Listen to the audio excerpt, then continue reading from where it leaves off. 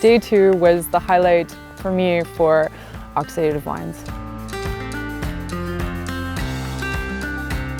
But then breakfast began. Start off the morning with probably the best pairing we've had, which was plate after plate of a buffet of fried calamari, paired with, to start, the Malvasia di Bosa frizzante. So it had a bit of a sweetness to it, the bubbles with the fried calamari, and that was also when all the winery's local cats started to make their appearance, and if you left your bowl unattended, they were coming right after. His theory was for the blouson, the centenary. So basically, drink Cantina, live to 100 years. Sardinia is one of the few regions in the world where they have a high concentration of seniors that have lived to be 100 years and older.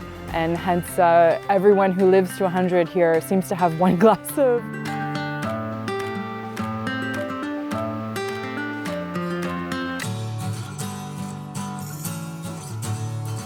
The Eco-Museum was incredible, so we saw really the process of inciting oxidation to the wines. So much like the Jura or, for example, in sherry, they are really looking for floor to develop.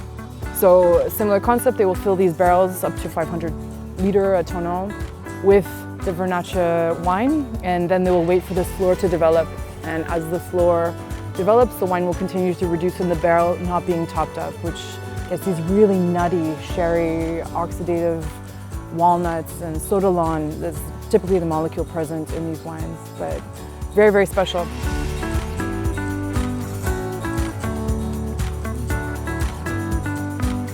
Also really impressive about this region, oxidative wines are not for every palate. And what they have done is they've decided to adapt, and they've decided to make sparkling. They've decided to make still. They've decided to also continue the tradition of oxidative wines, but a light touch. And it was nice to see as a region they've come together so that they can ensure the future of the region.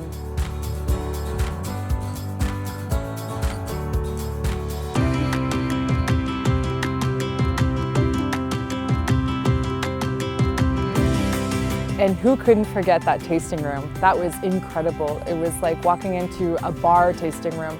And the selection of spirits that they made, the vermouth for sure, that was the highlight of the tasting. But then the use of local products, the Myrto, they were also using I think the bitter we had at the very end, and it was the Amari.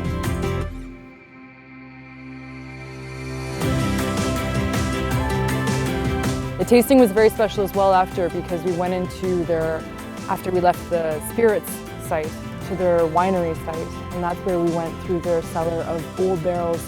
We were tasting directly from the barrel that had been originally manufactured, was it 1852? Yeah. And still where they will store their Vernaccia wine to age and age and age. So you can only imagine the lifespan of the floor that develops on that barrel. It's incredible.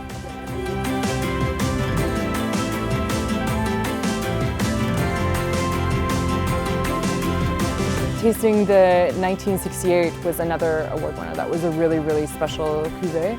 But for me, the highlight was 1951.